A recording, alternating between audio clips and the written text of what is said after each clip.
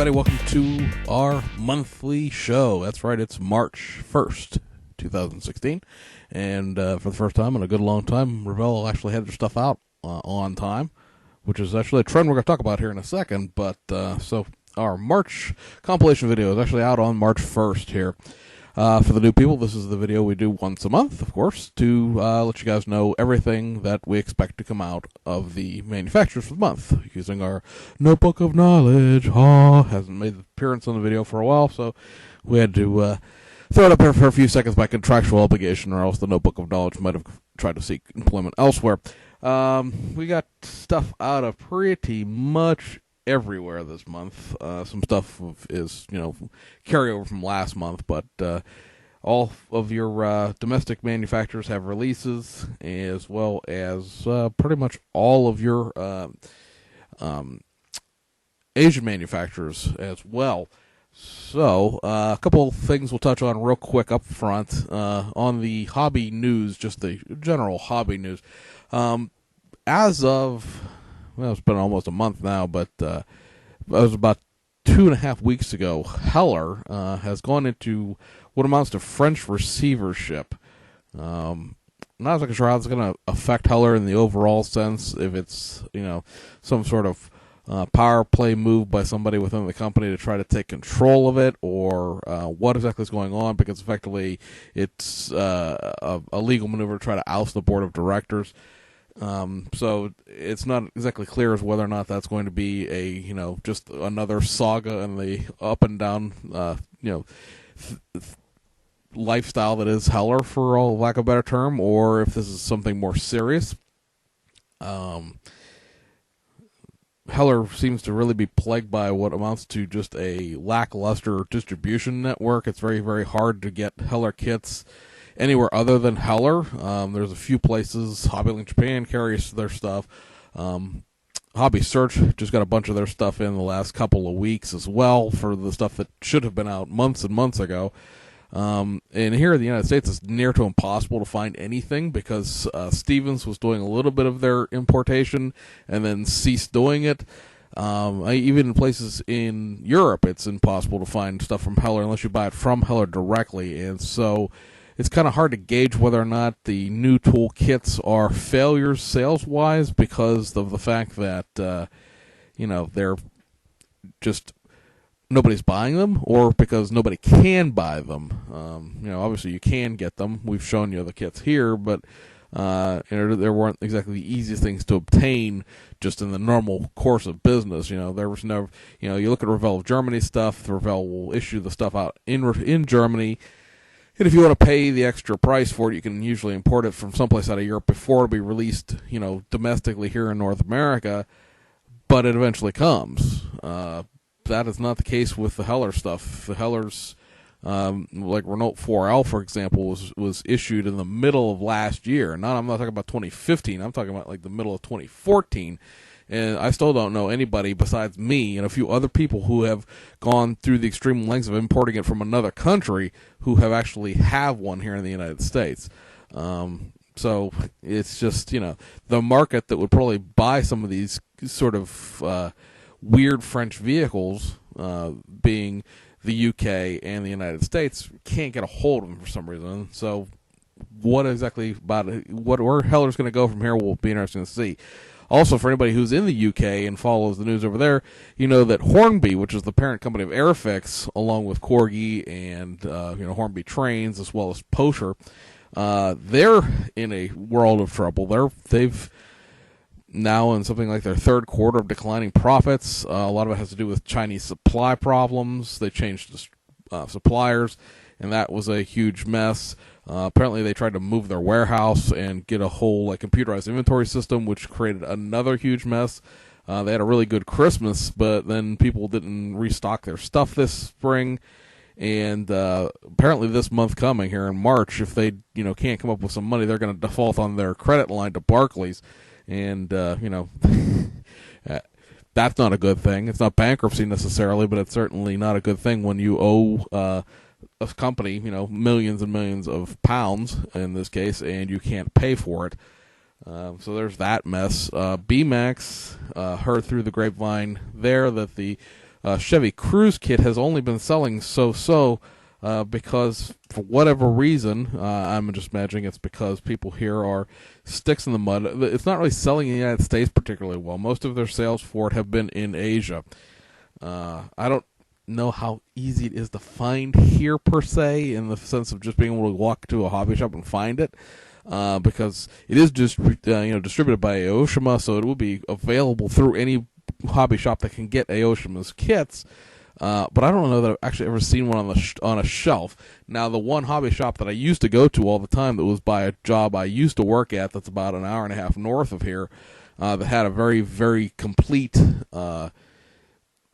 automotive section, including import stuff. I haven't been to that hobby shop in like a year and a half, maybe almost 2 years now, because it's just not anywhere near where I go on a daily basis. And so I don't know if they have it or not, because that was sort of my gauge as to whether or not you could find it. Was if this place had it, then almost any place had it.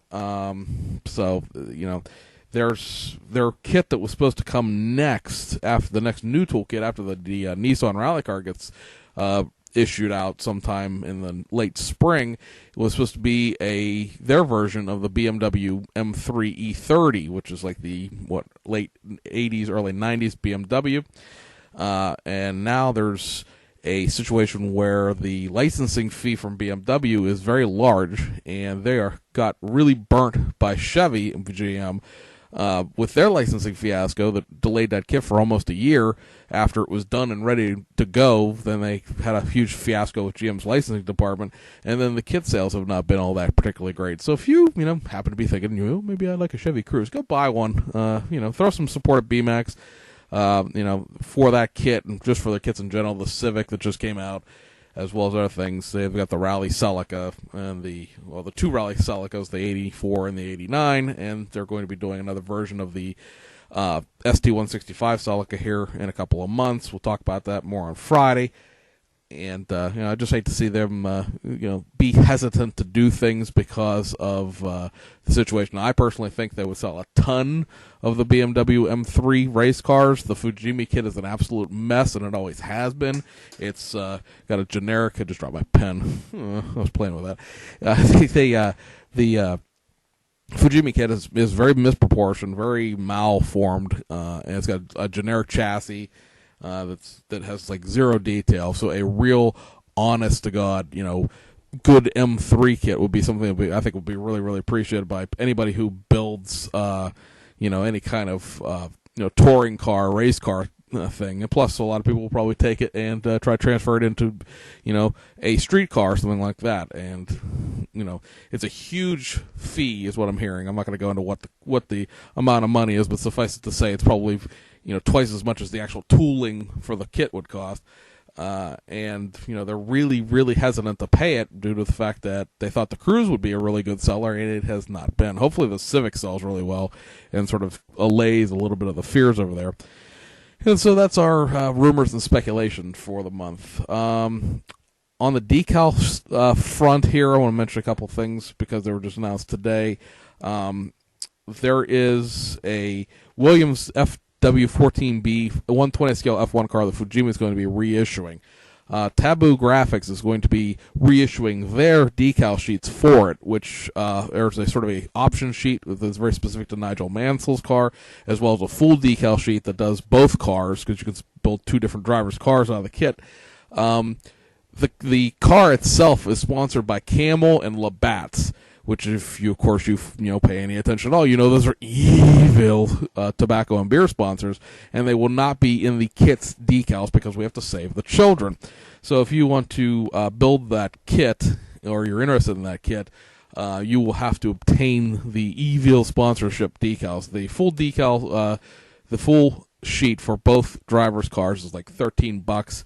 And just for the Nigel Mansell Camel ones, it is something like $7. So it's not a really, high price to pay necessarily, but it is the price one has to pay to be an adult in this world. Studio 27 is also going to be doing a carbon fiber reissuing, I should say, because they've already done it, reissuing their carbon fiber decal set for that kit. Also, a brand new carbon fiber decal set that they will be doing for March is one that will fit the Alfa Romeo 155 Ti V6, what they call the ITC, the International Touring Car.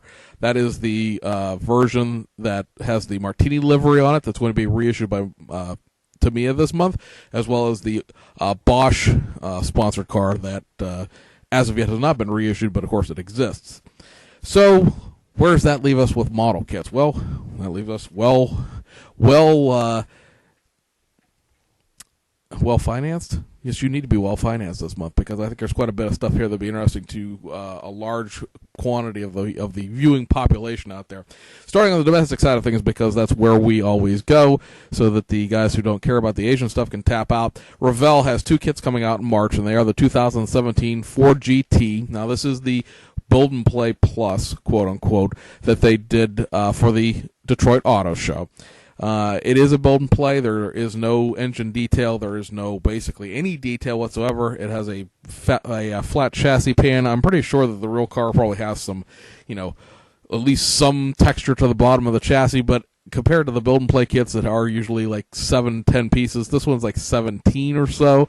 So it's a little more, I hate to use the term robust, but let's use it, than a regular build and play, because they do realize that this car would have a broader appeal just outside giving it to a bunch of 6-year-old kids. But it is what it is in that sense. You're not going to get a full detail kit. You're not going to get a snap-tight kit out of this. This is just going to be the retail version of that build and play kit. Also, they're going to be doing their 1967 Chevy Camaro RSSS Nicky Chevrolet kit.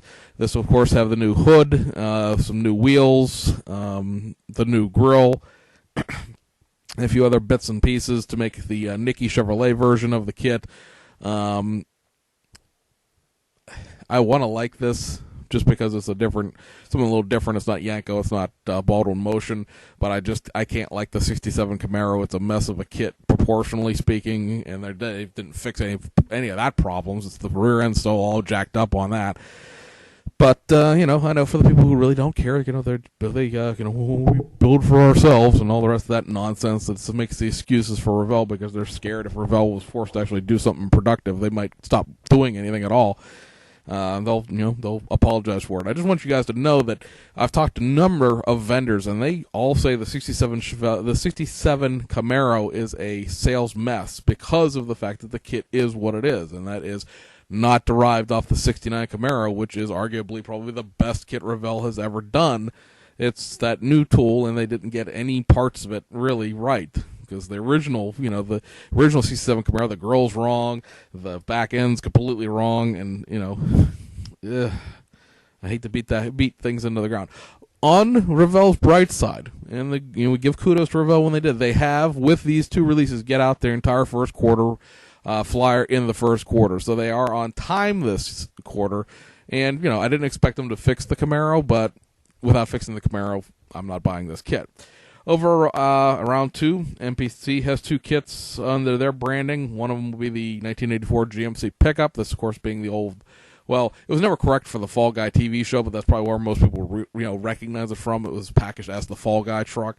It's going to have new box art underneath this Deserter box art, as well as new decals to go along with it. I'm not sure that's actually a kit that ever existed. Somebody will be, yes, it did. Okay, fine. I wasn't, paying attention to MPC that closely in the mid-1980s.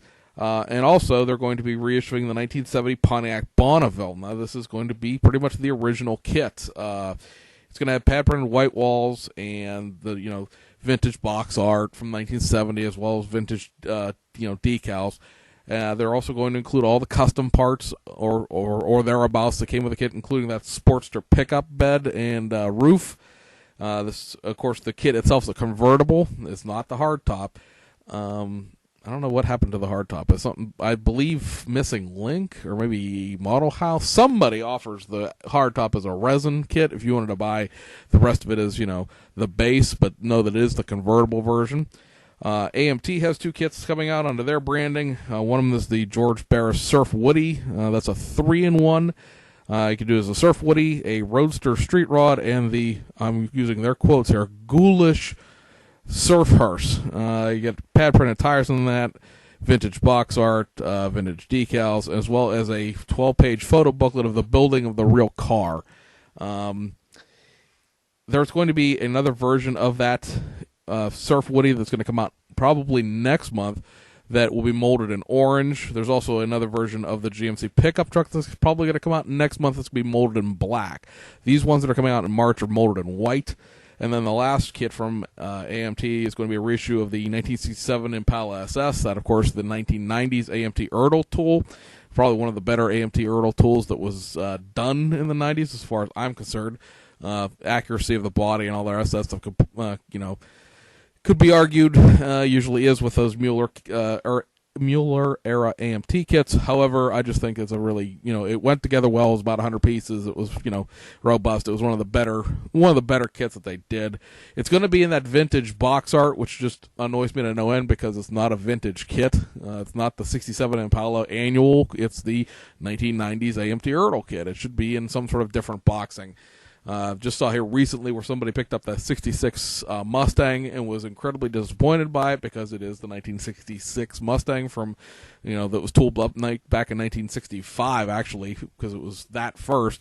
And it's got the promo style chassis with the wire axle and the rear axle molded in and everything else. And they're just, none too happy about it because they picked up some other kits that were molded in that retro box art that were actually, AMT Ertl kits from the 90s, like the 67 Shelby and stuff like that. And when you package everything in those vintage box arts, and I know that everybody loves that box art, and I have no, thoughts about it being a bad thing in the sense that it is very attractive on the shelf. It just confuses the living bejesus out of anybody who isn't old enough to know what the kits are old and which kits are new. That's why you watch the Stash Project. But other than that, if you're just a random, dude walking in a hobby shop or into wherever, Hobby Lobby or Michael's or whatnot, and you see a model kit, and you're like, oh, I want to get this, and it turns out to be, one of those 90s era Ertl kits. It's a pretty good kit, and then you walk in and you pick up something that's 55 years old, and it's it is what it is. It's not, I can't say that it's a giant mess because it's just a 55-year-old model kit. It's not that it's a bad model kit. It's just a 55-year-old one, and it really just, punches a person in the face if they're not expecting that model kit to be inside. Yes, there are, of course, the shadow box on the bottom that shows you the parts layout, but again, if you don't know what you're looking at, you don't know what you're looking at.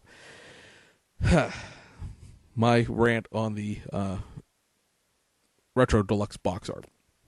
Also, another thing is you're going to see coming out of round 2 here in the next couple of months, later in the spring, are going to be several kits that are going to be issued in what they're calling the OAS series, which is the original art series, the great big goofy large box with the art print in it, like the Gremlin and the 40 Ford and all the rest of those kits that are way bigger and about $5 more expensive for it, and then reissued again at the same month usually in the regular box. Now, the stickler for this is going to be the only way to get them in white is going to be to buy the OAS version that costs more. If you want just the regular size box, that's going to be, $23, $25. Well, actually, I think it'll be about $23 is what the retail price on Auto World, which is what round 2's, retail arm is. They're going to be in color. So while one thing's to be molded in white, the next thing's to be molded in like metallic green, and then one thing's to be molded in white, and the other thing's to be molded in pearl yellow. So I know a lot of people out there like the fact that things are molded in color. I'm not one of them. I'd rather have things in white or an off-shaded primer gray like the old AMT kits or the Mobius kits. I'm not a big fan of molded in color things because if they're really bright colors like a yellow or a red or something like that, it's a really big problem. Well, it's not really a big problem. Actually, it's not a problem at all. They're painting them a different color. It really isn't. It's just, I'd rather not start there. I'd rather have something that's white. That's just personal preference. Your mileage may vary, but my personal preference is to have things molded in white or just a non-offensively bright color. And the fact that if I want to get these couple of kits that I see this coming out with, I'm going to have to pay more to get a box that's big that I don't want, that's going to have stuff that I don't need in order to get it in white. I don't like that. I think that's something that might fail on round 2 in the end. Mobius. We're still waiting on the Model King branded version of the 70 Ford Custom short bed. Still waiting on the 65 Belvedere 1, and then also for March is going to be the second version of the 54 Hudson Hornet. That is going to be the one that has the junior drag parts, as well as being a sedan compared to the 54 Hudson Coupe. Now, moving overseas, Bell Kits, the company out of Belgium, their Ford Escort RS 1600 rally cars from 72 and 73, the Roger Clark and the Timo Malkinen car, those will be out in March. We've documented last Friday. They're passing through the Suez Canal into the Mediterranean as we speak, so those kits will be coming into stock sometime in the middle of the month. So if you're looking for those, they will be out this month unless something happens to the ship. I don't know, a cruise ship captain runs it aground in Italy, something like that. But otherwise they'll be out this month. Tamiya is going to reissue the Martini sponsored version of the 155 Alfa Romeo 155 TIV6. Hasegawa has the brand new tooled Honda N362 coming out, the little K car that was Honda's first mass-produced passenger vehicle. They're also going to be reissuing the Lancia Stratos in the 1978 San Remo Rally winner livery, the Lancia 037 and the 83 Monte Carlo Rally winner livery, as well as the factory Lancia, Hasegawa makes it, Lancia 037 Photo Etch detail upset. Fujimi is going to be doing 3 1/20th scale F1 cars. They are the Williams FW14B in the 1992 season. The Ferrari F187/88C. This can be built as the Ferrari F187 or the Ferrari F188C. And the Ferrari 126CK, which does the 1981 F1 series. They're also going to be reissuing the Lamborghini Diablo as a stock kit and with the four-wheel drive Black Star package. Those were two separate kits back in the past. This is the slightly more parts content of the Lamborghini Diablo. It has the opening doors and things like that. The one that they just reissued, the Model Year 99 Super Veloz, did not. They're going to reissue the Mitsuwa 124 scale dump truck in the Art dump truck series. Now, whether or not that's going to include both the Mitsubishi Fuso and the Hino Super Dolphin, we don't know for sure, but right now they're still not saying one or the other, so it might have both. This will probably be the last of those kit reissues that they do, because this is pretty much running out of the things that the Mitsuwa tooling was. And then the last thing is, in the next of the Easy Kit series, is the Mini Cooper S Kumanon version. What's really funny about this is that HobbyLink Japan, to hold the slot for it, is showing the convertible, which, when we talked about this 2 weeks ago when the kit was announced, the Kumanon version, which was some weird anime tie-in for the 100th anniversary of Mini, was a black and white sort of panda-looking car, but it was done as a convertible. The Mini Cooper S kit that Fujimi has out is not a convertible. Maybe, again, there's one that's the two-door coupe, hardtop, whatever you want to call the regular Mini Cooper. But, that's not what HobbyLink Japan is showing to hold the place for it either. So, I don't know what's going on there. It's not going to be what the car actually is, I don't think. Over at Aoshima, we're going to have a reissue of the 2012 Toyota Crown Athlete in the 20-inch custom wheel version. The AutoZam AZ1. This is the Suzuki Kara that was co-branded underneath the AutoZam logo of the Mazda Corporation, so technically it's a Mazda. First time in a long time that the just a regular factory stock AutoZam AZ1 has been out, so that's kind of a cool reissue. They're going to be reissuing the A86 Toyota Corolla 11 GT Apex Late Edition with the engine. This is the only way to get an engine in an A86 11 at the moment. The 11 is a slightly different front end than the Truno. The 11 has composite headlights up front rather than the flip-up headlights that the 11 has. They're going to be reissuing the boxy-style Toyota Hiace 2010. That's a VIP van. The ASMAX Hiace, and that's going to be the 100 series. So that's like a mid-90s version of the Hiace. That, again, a VIP van. Reissue of the Top Secret Tuning House Z33 Fairlady Z, which is like the 350Z over here. Reissue of the Nismo Z-Tune R34. Reissue of the Vertex Ridge S15 Sylvia. And then they're going to be reissuing all four of the 16-inch wheel sets that go into the 11 and the Corolla kits from their origins. Those are the 8-spoke Watanabes, the Longchamp XR4s, the Volk T37 Gravels, and the Buddy Club P1 racing wheels. Also on the new kits, or at least highly modified kits, are the 2 initial D Battle Series, so to speak, kits, and then they are the FC3S RX7 and the R32 GTR kits.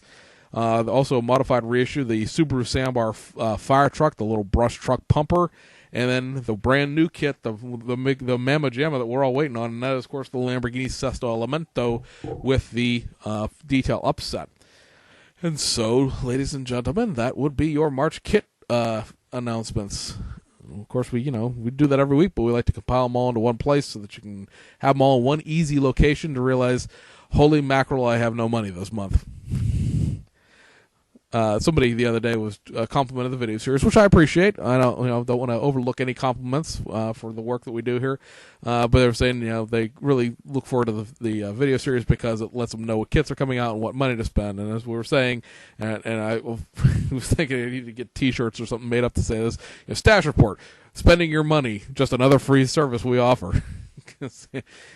Yeah, that is pretty much what we do. Every now and then I get an email from somebody going, "Oh, thanks for letting me know that's coming out, because now I got to go get it." I spend more people's money than the government does. All right, maybe not, but it's close. Anyway, guys, hope you enjoyed it, and we'll see you guys on Friday for our regular episode, and we'll see you guys on the other side.